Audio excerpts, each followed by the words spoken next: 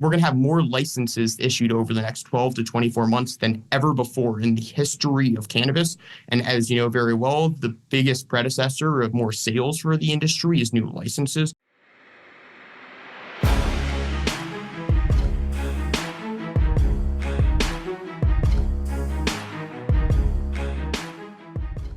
What's up, guys? Welcome back to another episode of The Dime. I'm Brian Fields. With me, as always, is Kellen Finney. This week, we got a very special guest, Ben Burstein. Ben, thanks for taking the time. How are you doing today? Everything's great. Brian, Kellen, thank you so much for having me on. I've been a long-time listener and just cannot thank you enough for everything you do for our industry. You really make a difference, and I'm so glad to be here with you. I appreciate you saying that. Excited to have you here. Kellen, how are you doing? I'm doing really well. Really excited to talk to Ben. Really excited to kind of nerd out today. I know LeafLink has a bunch of different arms in the industry, so I think we're going to get to talk about some really cool things. And, how are you doing, Brian? Yeah, I'm stoked. I think there's a lot of aspects of data that is fun, but I think the most fun aspects for me are understanding what those trends really mean. And we're going to dive super deep today on some of those fun aspects. But Ben, I think before we get started, Kellen and I, we're not sure where you're located. So if you could just tell us, East Coast or West Coast, where you currently are located. I'm at LeafLink's headquarters in New York City. So out on the East Coast, but I have a lot of appreciation for everything out West, for sure. Oh, that's very, like that answer. Very PC for you, Kellen. Cool. So Ben, for those who aren't familiar, can you give a little background about yourself and kind of overall about LeafLink? Yeah, thanks, Brian. So I've been in the industry now for a little over 3 years. I started on Wall Street covering the industry. I loved cannabis. Just wasn't very easy to do that in a big regulated financial institution. So LeafLink was able to bring me over. I've been at LeafLink now for around 2.5 years. My job at LeafLink is to help manage our M&A process, help with strategic partnerships and industry research. So really it's to make sure I know everything there is about the industry and be our internal external expert. I love LeafLink. I think LeafLink is the most valuable tool in all of cannabis. LeafLink is the commerce platform for the industry. We help 3,000 brands sell product into more than 8,000 stores on a monthly basis. More than half of all products sold at dispensaries in the country are sourced on our website. And we help the dispensary purchasers manage those orders, manage the fulfillment of those orders, and help them pay for those orders. We help brands manage all of the back end and reconciliation. So our job is to make any company selling a product or buying a product do it in the most efficient and easiest way possible. And I think we make a really big impact for the industry. My job is to know the industry, and I work at LeafLink because I love the product and impact we have on the customers. Yeah, I think the value that they bring is tremendous. And I think one of the areas that's really most beneficial is some of the trends difference, maybe some market to market, brand to brand, and product to product. And I'd love for you to kind of give just a high level overview kind of those differences and some of the insights on the platform. Yeah, absolutely. I love my job because I get to see all this data. And if there's anything that you take away from what we're about to talk about, it should be this. Trends in cannabis are a lot more positive than the prevailing sentiment. I think a lot of times people aren't optimistic enough about what's to come, and a lot of it has to do with the challenges that the industry has faced over the last few years. And while some of those are still here, the improvements have definitely come, and we're seeing it throughout the platform. Sales hit all-time highs in June. It's likely going to be even higher in July. You're starting to see a lot of right-sizing and capacity in many of the very challenged mature markets, California, Oklahoma, Oregon, and others. We're going to have more licenses issued over the next 12 to 24 months than ever before in the history of cannabis. And as you know very well, the biggest predecessor of more sales for the industry is new licenses. So as more stores come on and you get better improvements to the operations for many of the customers and companies across the country, I think we're going to really see big impacts in those sales counts and overall the profitability and revenue that many of our operators are seeing. So look, things in cannabis are better than a lot of people take. I have a very positive, optimistic view on what the industry has to come, and we're going to spend the next hour talking about it. So I can't wait to do that. But really, it's just things are more positive in cannabis than people anticipate right now. Ben, do you think that we're in potentially like an early moment where like Amazon stock dropped 90%, right? And Jeff Bezos says he's looking at all the metrics and the company's doing fine and there's cash flow, right? And all these positive things you just said, they're just not being reflected in kind of the capital markets and like the overall public sentiment. And if so, why do you think that there is that disconnect? That's right. Cannabis is an industry that's going to grow faster than almost any in the world over the next 5 years. US retail sales are likely going to double. Wholesale sales are going to triple.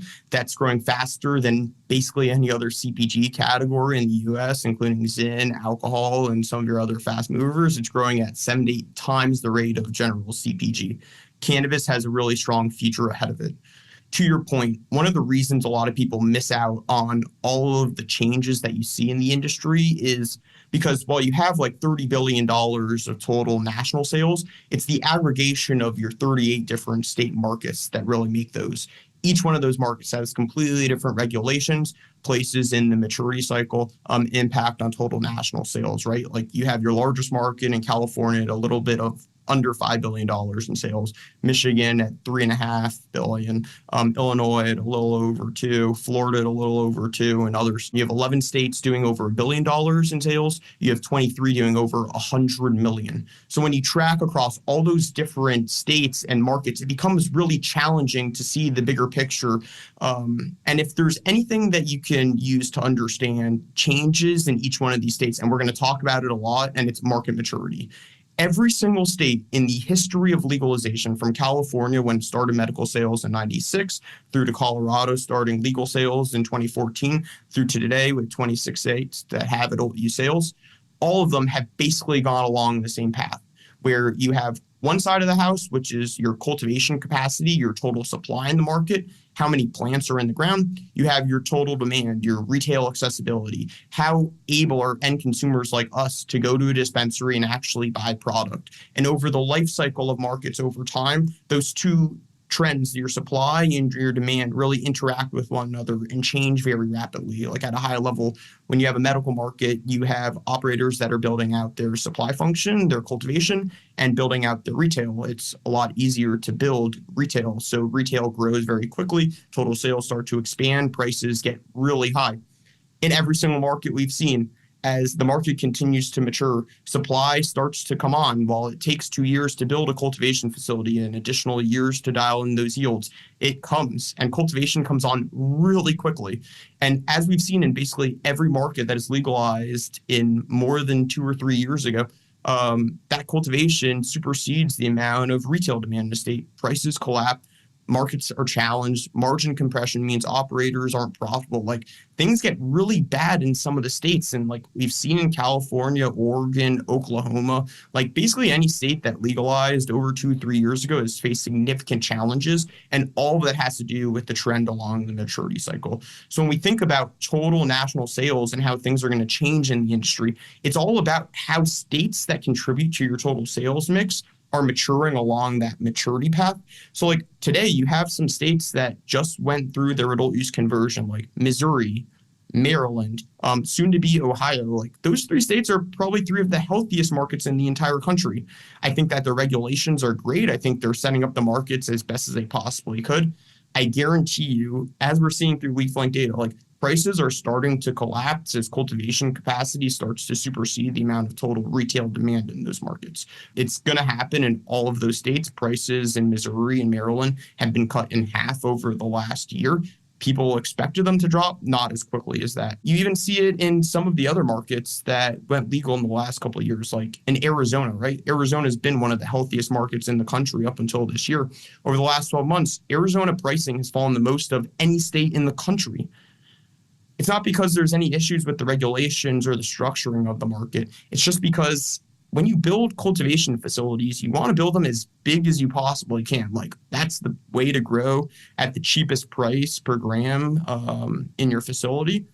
That causes big challenges in being able to meet the total demand that exists in a market. So to your question, like things in the industry are good, they're bad, and they're medium, and all of it depends on where along that maturity curve you are. And as you aggregate everything up to a national sales total, we try to make an assessment on like how is US cannabis doing today? And my answer to you is a lot of markets that have suffered a lot over the last couple of years, your most mature markets like California, Oklahoma, and others are really starting to see major green shoots, which we're going to talk about. Some of your states that have done really well over the last couple of years, like in Arizona, Florida, Massachusetts, Michigan, like those states are starting to face some pretty big challenges. Your next set of states that are maturing are going to continue to see some of the price compression dynamics that have made it difficult to operate. But overall, like people are figuring out how to actually exist and operate in this industry. And over time, as all these markets go through the maturity cycle and for the most part, either shed unneeded capacity or add on additional retail capacity, are going to see some of like the doldrums and positives and negatives that we've seen in the industry so far. But a lot of it is a state by state story.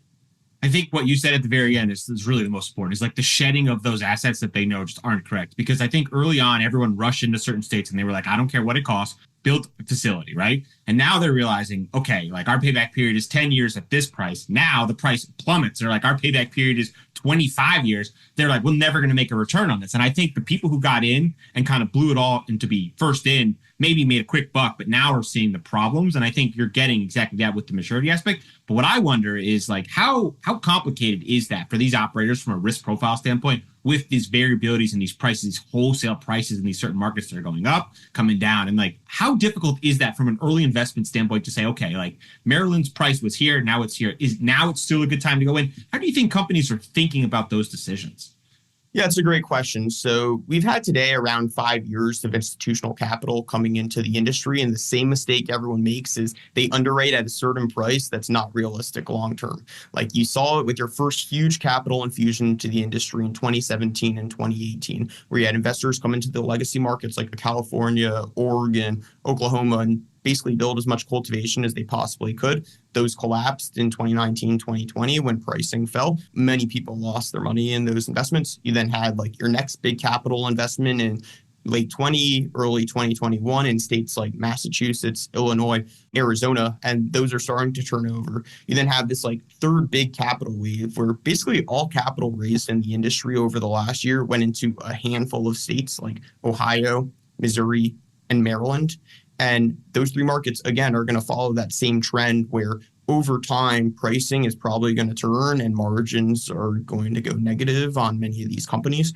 So as an investor, when you think about how to actually manage your process across the states, to me, it's all about finding the right time in the maturity curve and finding your best operators. Another big challenge that the industry faces, there is no good communication across supply chain from upstream to downstream. Like your cultivation facilities have no idea what the total retail demand for units are and how much they should produce. Your retailers have no idea how much cultivation capacity exists, and they don't know how many units are being produced. So when both sides of the supply chain don't have good structured data sets and systems with data piping to actually know what's going on in a market, it's very, very challenging to build out a business plan with 2, 3, 4 year expectations.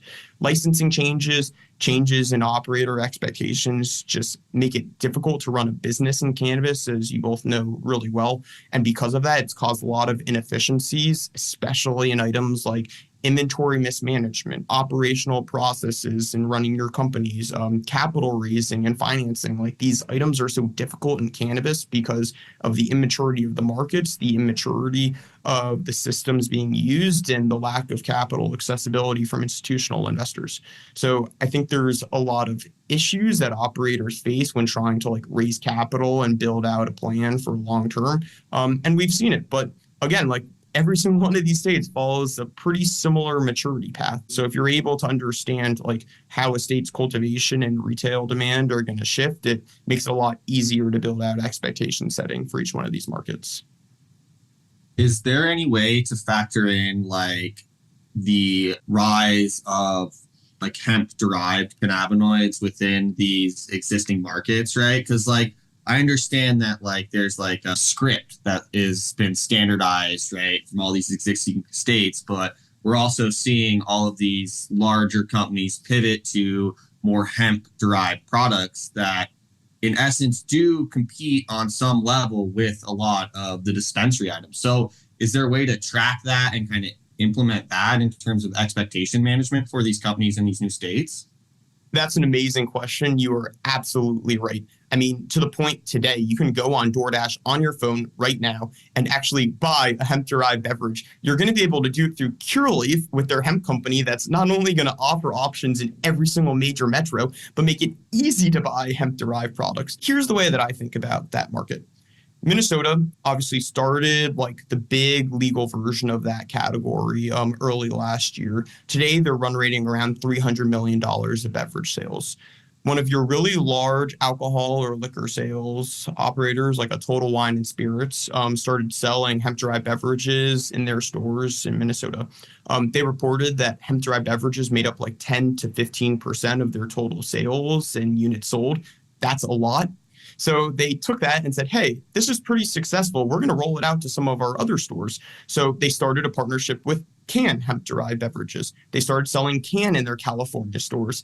In California, also, hemp-derived beverages were around 10 to 15% of sales.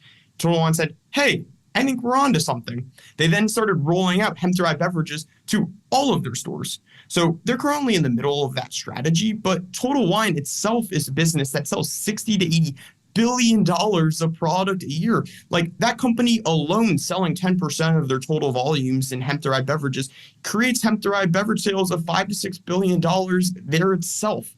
Like if I think about hemp-derived beverages on a national level today, like there's questions whether the hemp-derived market is smaller or larger than the regulated market. And we don't know. What I can tell you is that the hemp-derived beverage market is not that much smaller than your total regulated market. Like I would guess it's at least $10 billion of sales nationally, and that's only accelerating over time. Look, when the federal government passed the Farm Bill in 2018, like they inadvertently legalized cannabis. Like that's my view on the space today. Like most consumers do not know the difference between hemp-derived beverages or not. And because of that, most people are very happy and willing to consume hemp-derived THC beverages. I also think you could have hemp-derived THC in practically any form factor. It's exciting to see it do so well in beverages just because you have your tried and true method of alcohol consumption through beverages. But one way to think about it's this. You have 10,000 total dispensaries across the US today.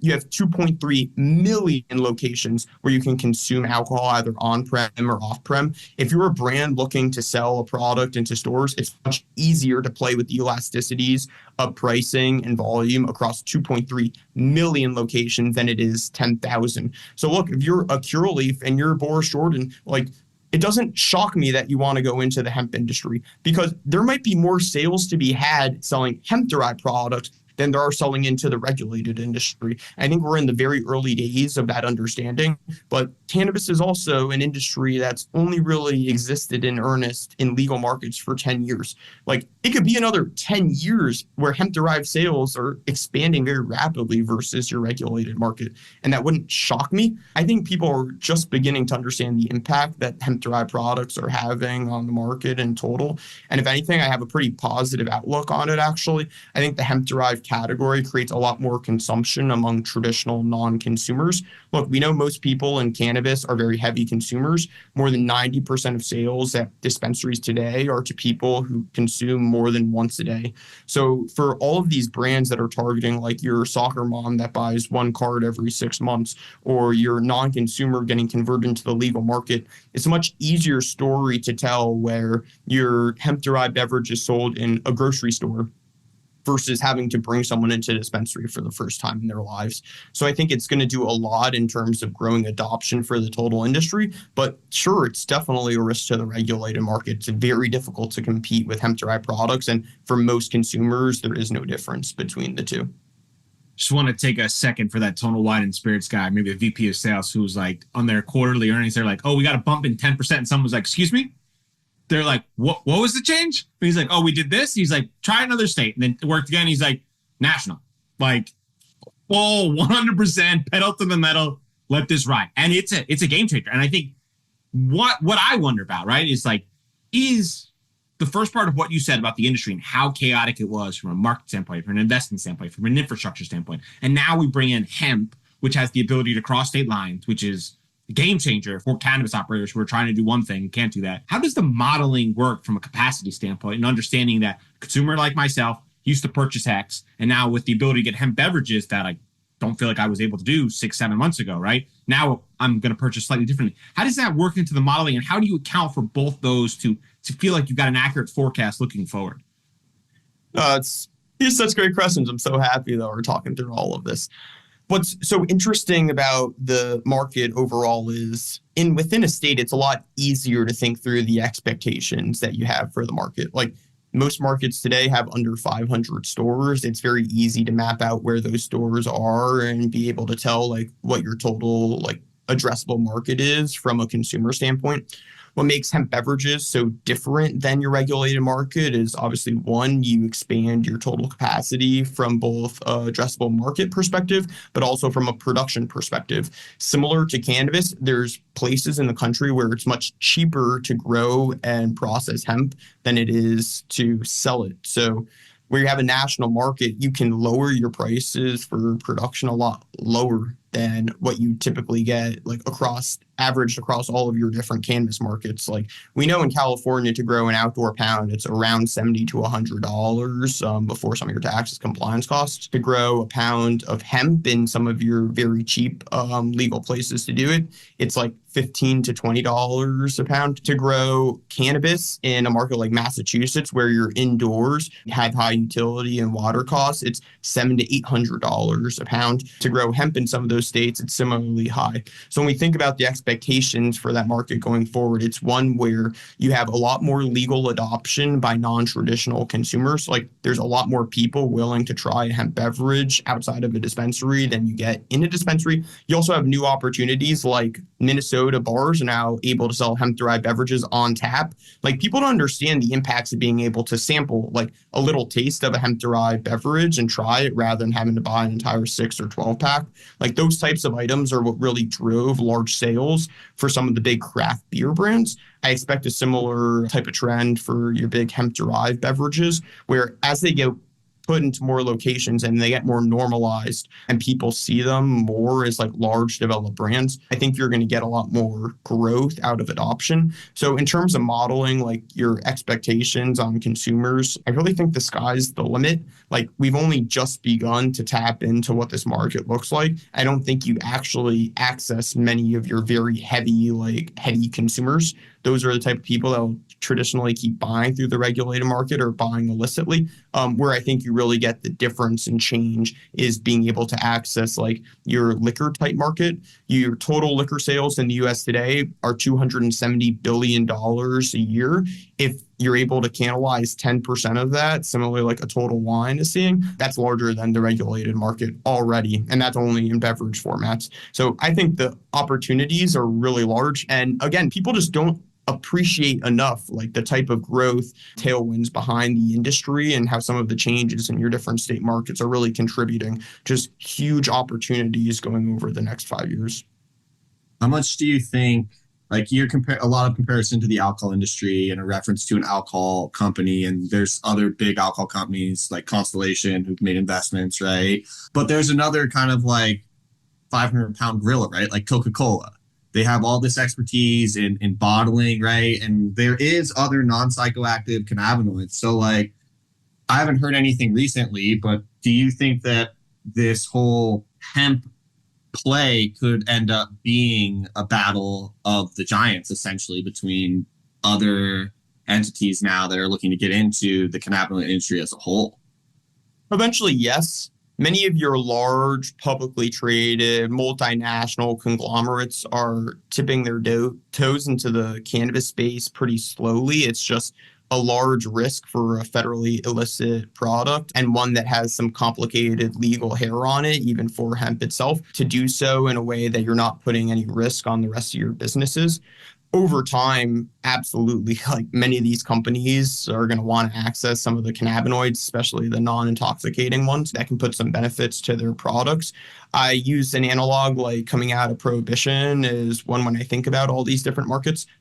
It was 20 years after the 21st Amendment was passed that people were still drinking like bathtub gin and making alcohol at home. We don't do that today because that's not the best way to consume the product. I think similarly to cannabis and hemp, like over time, many of these large companies are going to be involved in the industry. It's going to grow, adoption is going to expand. It's just a story that plays out over decades, not years. And that's one of the challenges with investment in the space. Investing returns want to get like some type of action out of the investment in 3 to 5 years. The cannabis story is a lot longer than that. And as you go through consolidation of both assets and companies, it's just going to take time. But eventually you're going to have major winners in the space, both on the regulated and on the hemp side. And I hope to be working in this industry to see those, because there's just so much more sales that are accessible for a smaller number of companies than you have today.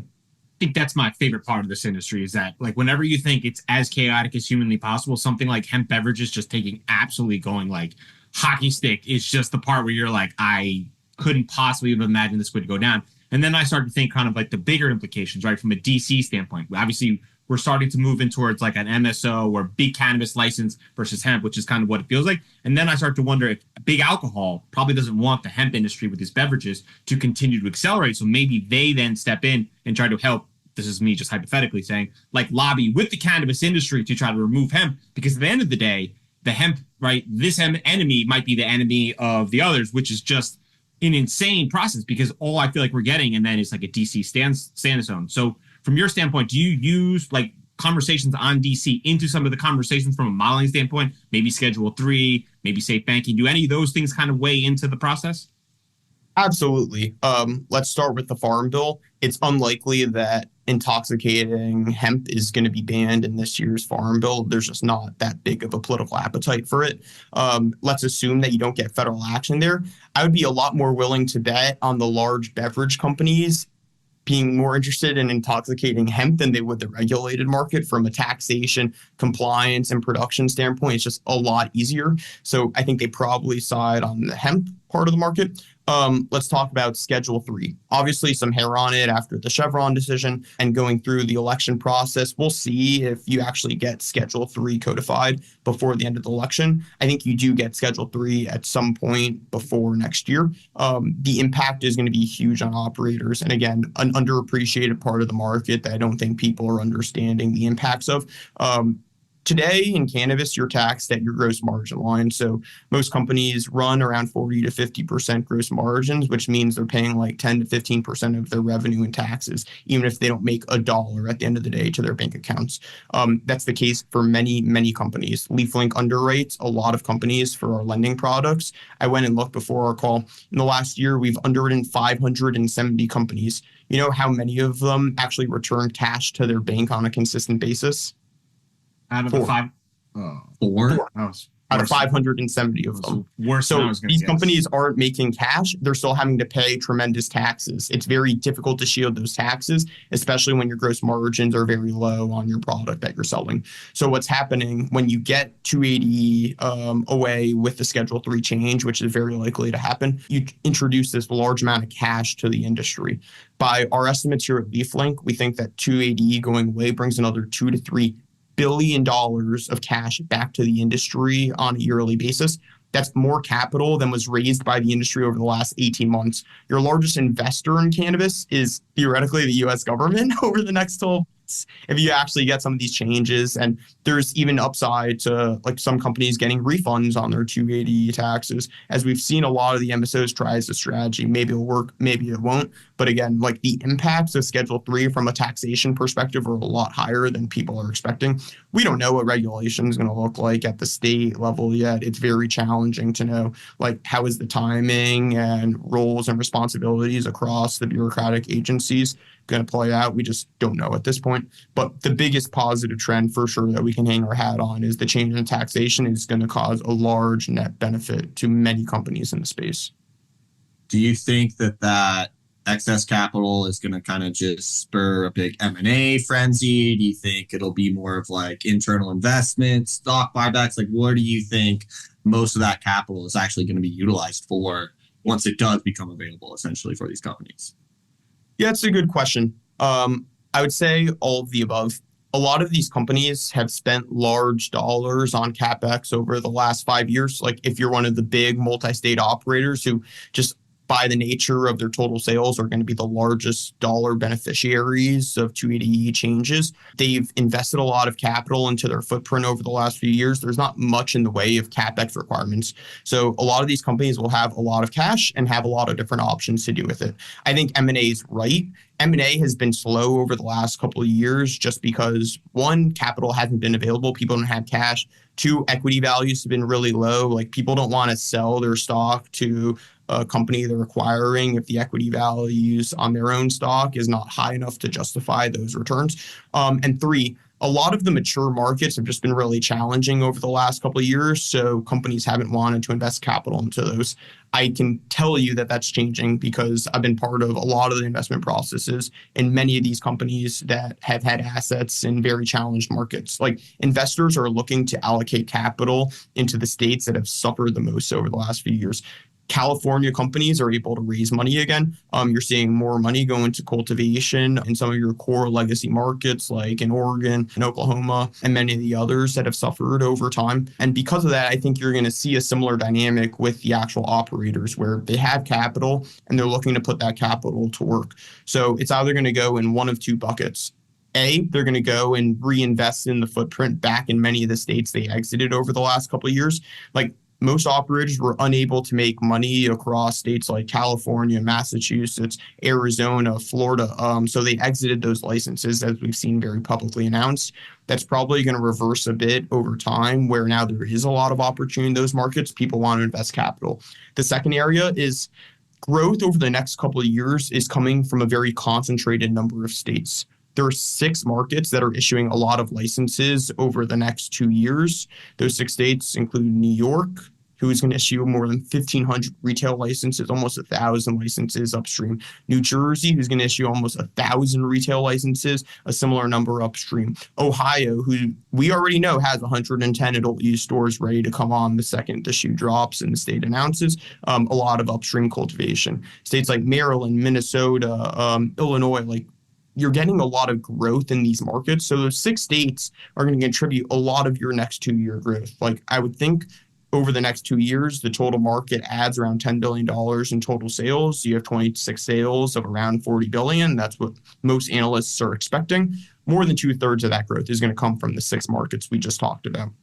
The operators understand that math as well. They're going to invest capital into these markets. Like, the New York market has started to open up to the registered organizations. People are pretty negative on New York. I'm not exactly sure why today, because while it's been very challenging over time and the market's been very slow to growth, that growth is starting to accelerate. In June, the state did more than $70 million of sales across 113 dispensaries.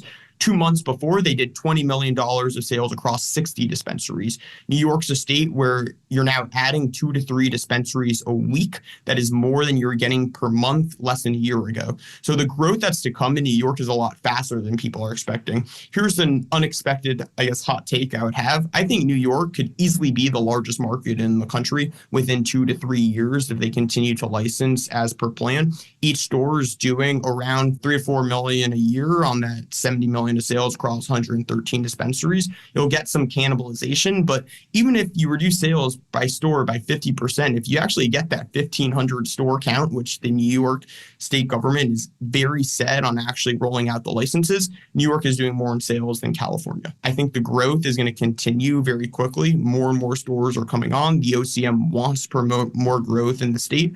So things in New York have been very challenging over time. That tide and story is going to turn over the next few months as those sales totals continue to expand. Like, within 2 or 3 months, New York's probably going to do over 100 million in a month of sales. That'll make it a top 10 market. So get ready for those stories to be told. I love all those things, but I got to push back on the New York aspect because this standpoint, the word you said, slow, is the problem, right? I think everyone knew going in kind of some of the challenges that were in front of us. And I think the inability to get out of our own way and the fact that we opened up so slow and you had states like Missouri and Maryland just like hit the ground running and have massive numbers is part of the frustration. But sure, with all the residents there and all the population, it's likely that it'll be a massive market as expected and as intended. What about from a capacity standpoint? Do you foresee that to be any challenges? Because I think early on we talked about maturity cycle and about with the increase in the boom means we're going to need to have a bunch of operators coming from an infrastructure standpoint. Do you see that being a limiting factor potentially, or do you think that'll have like people will come in and support the market from an infrastructure standpoint? So one of the items I love about the maturity curve is we think about it from like a supply, your total cultivation capacity, and demand, your total retail accessibility standpoint. And where those 2 points meet is your price in the market. If your price is high enough, operators are profitable. If it's too low, so an oversupplied industry, prices are low and people can't be profitable. What I like about New York today is that stores are coming on a lot faster than cultivation is. So over time, your demand is getting better and better for many of the cultivators that have suffered over the last couple of years of slow rollouts. I will definitely not deny that New York has had its challenges over the last couple of years.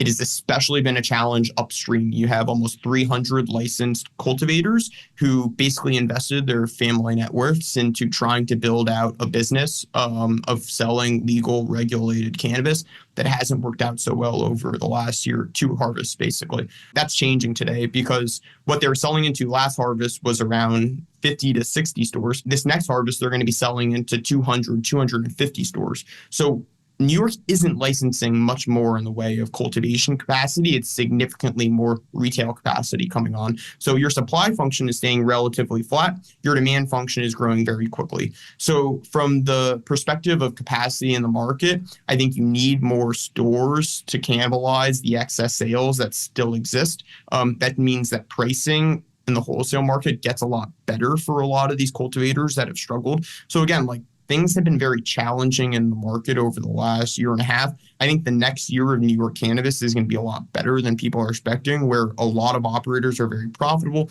Per store sales remain very high relative to most other markets. And it leads to like a very good, healthy state market in a state where if you don't pay your bills, you are not allowed to purchase on net terms anymore, which like a lot of other states that have done it, like Washington, does contribute to much better collections and AR management. So I expect a lot more of a healthy New York going forward.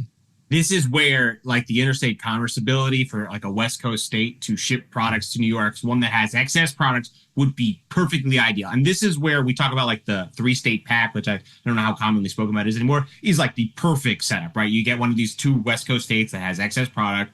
You have New York who desperately needs product. You know the affinity for each other. Like if the states just had a good head on their shoulders and was like, hey, instead of spinning up all these other locations, we could just take it in, have some sort of tariff system. I don't know how they would do that, but it would be perfect for all the parties involved. Yeah, Professor Robert Mikos from Vanderbilt University is like the leader in the world on interstate commerce, and the way he thinks about it is a framework of production states and consumption states. And we need to be able to balance producing in the lowest priced place to sell to the places where you can sell for the most per unit. It's just one of the extra items that makes cannabis so challenging for operators, right? Like your largest market by stores in California has 1,200 locations to sell into. In California alone, there's 70,000 liquor stores. Like it's impossible to compete as a brand when you're playing with elasticities across 1,000 locations. It's just not good business. And to your point, Brian, like we're really excited about the opportunity for interstate commerce at LeafLink. Who knows when it's going to happen? It seems to be a long-term story, but the opportunities are very large for us. Like stores need to source product from places where it's very cheap to. Many brands today don't have strong relationships with retailers and markets they're not in for obvious reasons. So for us, we see ourselves as the discoverability platform for many of those retailers to find brands they wouldn't necessarily know of. Once interstate opens up, we would love the opportunity to help facilitate those sales, and we see it as a large opportunity for the company, just something that's very difficult to predict on timing.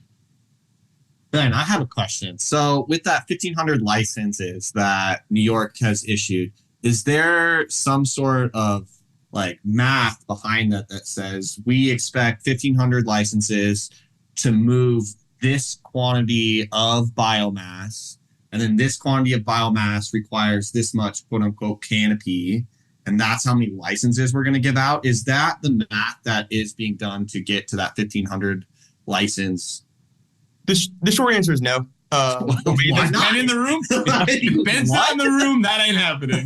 But like, no, I think a lot of like supply, demand, all those things. Yeah, right? It is thought about by the regulators. I don't want to take it away from them, but the way that we're getting to the license totals today is you basically had like your 300 card stores that were going to get licensed. That was then like expanded over time because of some of the injunctions and lawsuits that they faced. And then because of those injunctions, licensing just additionally opened up. So that's some of the guidance that the state has given. What really matters in terms of store count is density and like accessibility to consumers across the state. Like that is the key, not necessarily just the number of stores. So for instance, like if all 1,000 stores were in New York City, sales per store are going to be very small.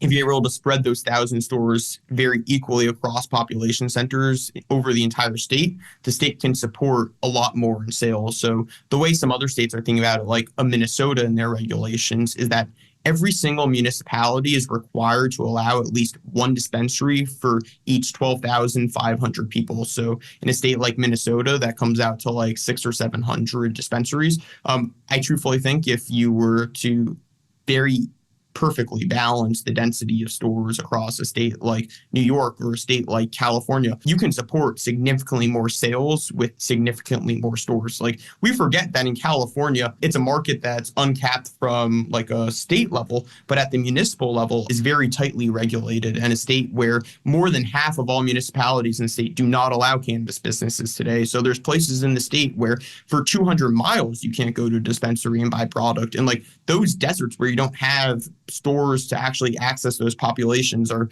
big gaps in a lot of the state regulations in many markets. And you've seen some states actually come out and ban municipal bans in their states, like New Mexico, where every single municipality is allowed to are required to have a cannabis business for their consumers. So to me, those are what the biggest metrics to think about in terms of like total capacity in a market is what's the density of the market and how are stores actually being spread out. Because in like a New Mexico, for example, you have 600-700 stores in the state that are doing around 45 million of sales. That's pretty low, right? Like on the other side of the spectrum, you have a state like Michigan doing almost $300 million a month of sales across a similar number of stores. So what I see is all about the density of those stores, like how are they selling to the consumers across the different population centers, and necessarily just like a per state, how is the actual capacity being demanded.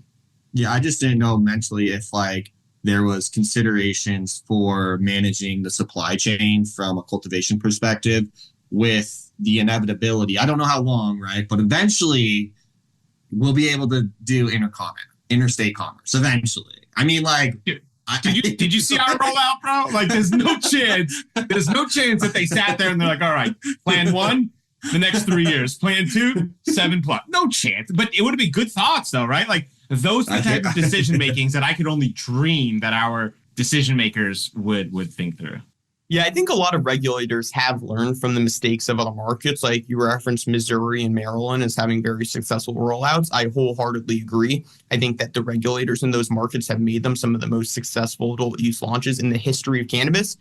I think they learned a lot from some of the other markets that had challenges coming online, like a New York, that because of such a large spread between like the decriminalization and legalization of product and the legalization of sales caused such a large gray market. States like Missouri and Maryland said, hey, we're going to launch sales as quickly as we can with the infrastructure that's already built in a way that's very accessible to consumers, and it's been extraordinarily successful. States are increasingly learning from that. It's the same reason Ohio is about to come online pretty quickly too, with stores that are already selling in the medical market. Like if you actually look back into the history of states legalizing for adult use, many of them didn't have these like comprehensive licenses that the states are rolling out today. For the most part, you had to start an entirely new store with entirely new supply chains if you wanted to sell adult use versus medical. Today, most markets are consolidating both the medical and adult use parts of the supply chain to make it easier for consumers to access that product and to make it easier for the companies to actually sell it. So I got to ask about the U.S. Cannabis Market Report, spring 2024. Did I read this correctly? Alaska leads the nation in sales per resident? Yeah, the reasons why is large tourist sales and a really small population base causes it to be really high. The Alaskan cannabis market's driven by tourism. I think the key when you think about retail sales per resident is Michigan. Michigan's the second largest market by retail sales per resident. Michigan also is the market with the highest number of units sold across the entire country, including California. That was like big news when people started talking about it, but we had seen that in the LeafLink data previously. What I love about Michigan as a market is is the state has done such a good job of rolling out stores across the state into all the rural areas of the state, making sure it's proper density across many of your major metros. Like it was only last year that Detroit was actually allowed to have adult use stores, and now over 60 of them have been rolled out in the city alone. So Michigan's a state and a good example of one where you have a relatively large population center. I think it's ninth by total population in the country. You have pretty good density of your stores where it's very accessible for the average consumer. You have around 700 total stores in the state today. And then you also have a market that has grown adoption pretty quickly. So Michigan's a market that is doing better than basically any other from the perspective of residents actually consuming product. So I feel really confident about like a state like Michigan on a per resident perspective, but sure, some of the other states like Alaska or a Nevada driven by tourism definitely causes some outsized sales per resident. I mean, Michigan has like 10 million people too, and they have a really like strong middle working class that's like favors those kind of consumption habits. I like Michigan as a state a lot. Yeah, I mean, what? It's a fourth the population of California. 100%. I know, it's still the same numbers. Almost the same sales. They love their weed up there, man. So what happens with a state like Texas, right? Like people talk about Texas is never going to legalize. And then we talk about the fact that they don't need to legalize. They've got a massive hemp market. So if I was in the state of Texas, I'd be like, hey, like, what's our thought process here? Because we want to have tax revenue. I'm not sure how much they're getting from this hemp aspect. Do you think that they decide internally, like, hey, we got to put the clamps on this? How do you think that evolves for a state like them? It's a good example. The political atmosphere today on hemp is very complicated, and it's one where you don't really have bipartisan agreement. I mean, Florida's a good example where DeSantis is actually siding with the intoxicating hemp community in the state against the legalization of the regulated market. Like, no one was expecting that to happen. I think Texas is a state where it's similar, where you don't know exactly how the dynamics are going to play out from like an intoxicating hemp regulated market. What we can say is exactly to your point, the states want the tax revenue. In some of the states that have been able to build a robust cannabis program, cannabis taxes make up like 1% to 3% of their budget. That's a lot. Like it can pay for schools across the state for cannabis alone. So many of these states want to access the tax revenue that's associated with those sales. The state regulators also recognize that illicit sales are happening in the states, whether you like it or not. Like, unfortunately, Texas is probably one of the largest states by total cannabis sales in the country. It's just all going through the illicit market with product that's not tested or regulated or tracked or compliant. And because of that, like the states are just creating a larger safety risk than many of them would care to admit. So I think over time, you're going to get more policy liberalization, like it's just how the world has changed. You have more progressivism over time, likely shifting regulations to be more pro-weed than against. You have many states like Ohio that passed it. Like when they passed legalization in the last election, it was by more than 12 points. That was like one of the largest yes votes ever. And a state like Ohio is relatively similar demographics and voting numbers than you get in somewhere like a Texas. So I think there's a world where the population is very interested in legal cannabis sales. The regulators are very interested in accessing and diminishing away from your illicit sales. And it's one where if Texas was a state that were to legalize, like very instantly, over time, it would be one of the largest states by total sales just because of the large population base. Like that's how I think about all of the states in terms of long-term sales. It's all about where the population centers are. That's how many of your other traditional CPG type industries think about markets across the US, where you want to be where the populations live. And I think that's going to happen in the US where large population centers like Texas, Florida, North Carolina, Georgia, like are going to be many of your largest growth states over time. It's just a matter of when they're actually going to legalize. And we don't know. Yeah, the reason I brought that up is because we were talking about like sales per resident. We talked about Alaska and Michigan. And my first thought went to Texas, given the sheer size of it in the population. Those numbers probably would make it one of the larger markets pretty quickly if they did it the way Ben kind of described, nicely placed across the state. Oh, yeah. I mean, one way for us to think about it, right, is a state like Michigan. I think they do like 300 to 350 million in total sales per resident. You spread that out across the entire country of 350 million people. You have a regulated market that's tripled or quadrupled in size. And that's still with just like the regulated structure today. The main the main reason that sales are going to grow is increased accessibility. So over time, as you get cannabis sold in more locations, total sales are going to grow. Like that is the main item to look for as a catalyst for total sales. What question do you wish more people asked you? What's my favorite brand?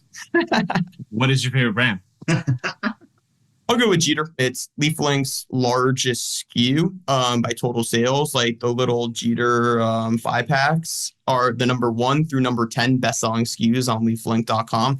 People love the Jeter minis.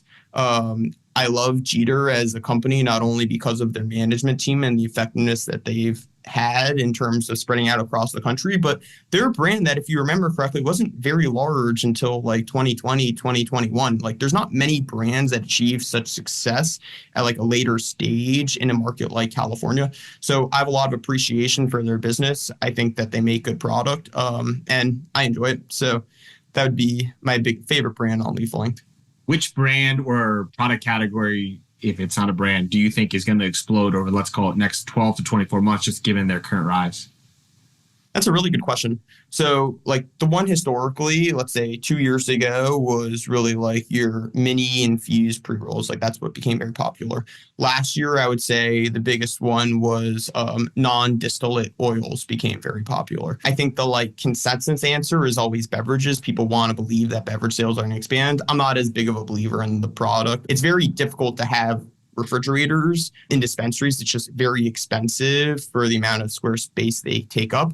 So if I were to tell you, I would probably go with value flower. I think a lot of companies are starting to understand the dynamics that like many large traditional CPG beer brands understand, where you want to create a portfolio of products from the value to premium spectrum across form factors. And like it's not until very recently that many of your large flower brands are starting to come out with like true value flower. Like I'm not talking about $100 ounces. I'm talking about like $10 eighths that someone like a Glass House is putting out.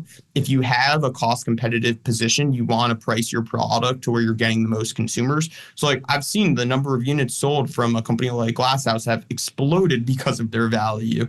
And when we think about the long-term brand building in the industry, it's all about building a consumer interest. Like that just, you don't have major brands in the space today. And over time, you're going to start to get the development of large brands that have true power, especially pricing power. And I think being able to access like your heady consumers that are very happy to buy a $10 eighth is a pretty strong category. So as you get the harvest and you get more capacity, I would expect more value flower to get sold.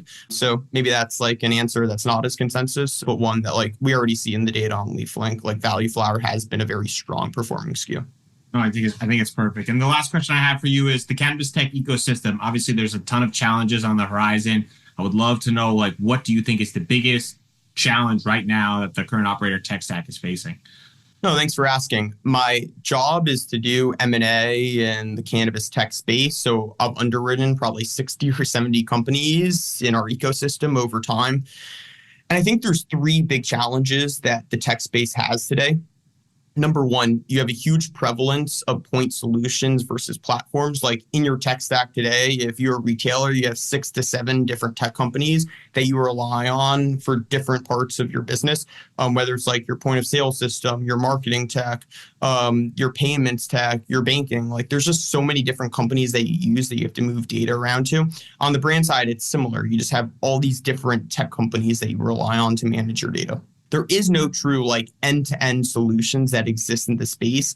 It's very difficult to manage your data as an operator because there's just not that much inconsistency across each of the different platforms. Like there isn't data piping across the different systems to effectively manage your data.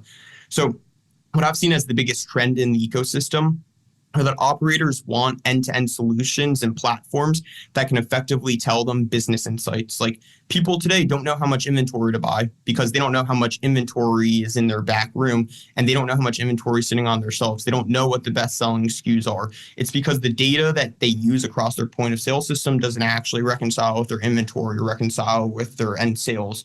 So to me, it's all about how do you actually bring assets together in the tech space in a way that's very effective for operators. The other other part of it is that capital availability has been extraordinarily limited in the space. You had some very large capital raises in 20 and 21 from companies like Aduchi and LeafLink too. Over the last couple of years, that's then declined pretty dramatically. Like 2 years ago in 22, industry was able to raise almost $1 billion in cash. Last year, it was around 300 million. That's not much. So over time, I think that M&A in the cannabis tech space is going to accelerate as more companies run out of cash and runway and just don't have the ability to raise anymore. So I think for operators, there's good news to come as platforms and systems come together. Their data is going to be better and they'll be told like better information about their operations. But today, it's just very challenging to actually understand like, how is my business doing? What do I need to do to improve my business and how do I actually implement that? And the tech just isn't good enough for the most part across many of these companies to effectively tell you with high degree of accuracy. So at LeafLink, that's a big priority for us is how do we actually help you run your business? How do we do it in a way with data that's very valuable to you? And how do we do it in a way that's actually creating more margin dollars? So a lot of our perspective is how do we make sure that LeafLink is the best end-to-end platform for our operators? And that's a lot of my thinking. Do you think though, like the tools could be better suited in cultivation and manufacturing as a precursor for the retail?